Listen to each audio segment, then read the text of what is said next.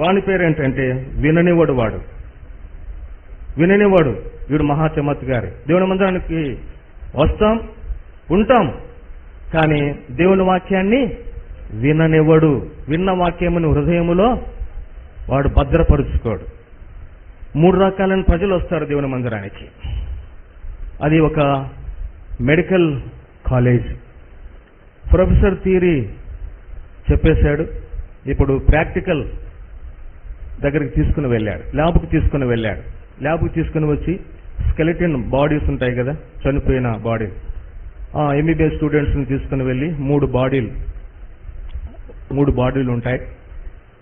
MBBS students అది మీ మాదిరి కూర్చున్నారు, కింద కాదులేండి, డెస్క్ల మీద కూర్చున్నారు. వాళ్ళు కూర్చున్న తర్వాత ఒక ఎంబీబీఎస్ స్టూడెంట్ను పిలిచి ఒక చీపురు పుల్ల తీసి ఒక పుర్రెలో చెవులో పెట్టమన్నాడు. ఆ స్టూడెంట్, ఎంబీబీఎస్ స్టూడెంట్ తీసుకుని వచ్చి చెవులో పెడితే అక్కడే ఉంది చీపురు పిల్ల. Now you can go and sit అన్నాడు. వెళ్ళాడు. రెండవ అమ్మాయిని పిలిచాడు, రెండో ఎంబీబీఎస్ స్టూడెంట్ని. అదే చీపురు పుల్ల ఇచ్చి రెండవ స్కెలిటన్లో పుర్రెలో చెవులో పెట్టమన్నాడు.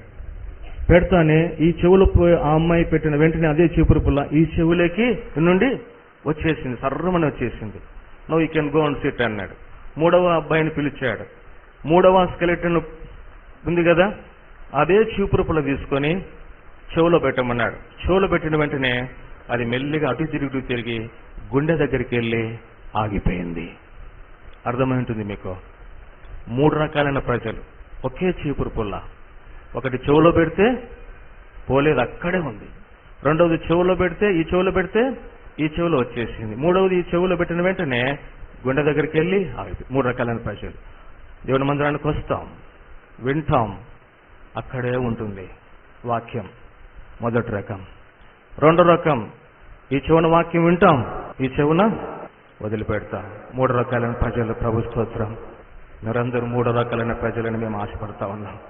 దేవుని వాక్యాన్ని ఈ చెవులు వింటాం, హృదయములో భద్రపరుచుకుంటాం. కానీ ఈ సైతాను యొక్క 3వ కుమారుడు ఏం చేస్తూ ఉంటాడు? విననివ్వడు.